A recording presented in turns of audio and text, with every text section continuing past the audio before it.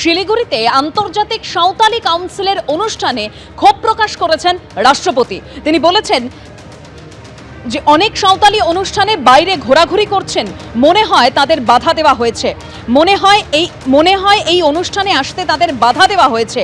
দেখে মনে হচ্ছে না যে এটা আন্তর্জাতিক সাঁওতালি কাউন্সিলের সম্মেলন। আর কি বলেছেন রাষ্ট্রপতি শোনাবো। आज इंटरनेशनल संथाली काउंसिल है। इंटरनेशनल संथाली काउंसिल कैसे होना चाहिए, मैं देख रही थी यहाँ बैठे बैठे बहुत सारे संथाल लोग उधर घूम रहे हैं। मुझे लगता है कोई उनको रोक रहा है यहाँ आने के लिए, नहीं जाओ। मैं जो रास्ते पे आ रही थी, यहाँ जो फील्ड में देख रहे हैं, ये एक इंटरनेशनल संथाल काउंसिल का ये सम्मेलन है, मुझे लगता नहीं। कोई चाहते नहीं कि संताल एकजुट हो, कोई चाहते नहीं संताल आगे बढ़े, कोई चाहते नहीं कि संताल शिक्षित हो, कोई चाहते नहीं कि संताल मजबूत हो। लेकिन मैं जानती हूं कि संताल ये देश के लिए अपनी जिंदगी को निछावर किए हैं।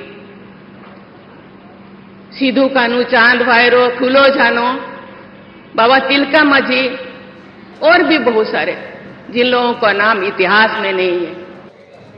আর আজকে ধর্মতলার ধর্ণা মঞ্চ থেকে হুঙ্কার দিয়েছেন মমতা বন্দ্যোপাধ্যায়। তিনি বলছেন চন্দ্রবাবু নাইডুর দয়ায় দিল্লিতে টিম টিম করে টিকে আছে বিজেপির সরকার, বেশি বাড়াবাড়ি করলে দিল্লি সরকার ফেলে দেব। কি বলেছেন শুনুন।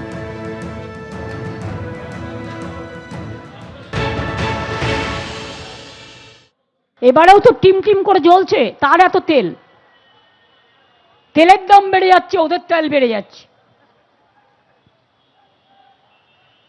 জিজ্ঞেস করুন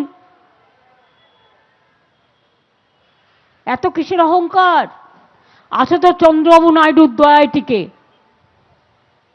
টিম টিম করছো, কাউকে ভয় দেখাচ্ছে ইমপিচমেন্ট করব, কাউকে ভয় দেখাচ্ছে এখান থেকে ওখানে প্রমোশন করে দেবো, আমাদের হয়ে কাজটা করো।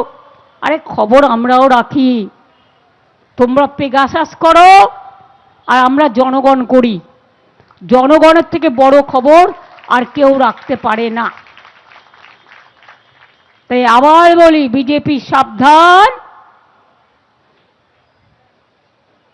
ভোট কেটে বাংলাকে করা যাবে না বিভাজন। বাংলার লড়াই করছে, করবে, করতে জানে। আর বেশি কিছু করলে তোমার দিল্লি সরকার ফেলে দেবো, যাও।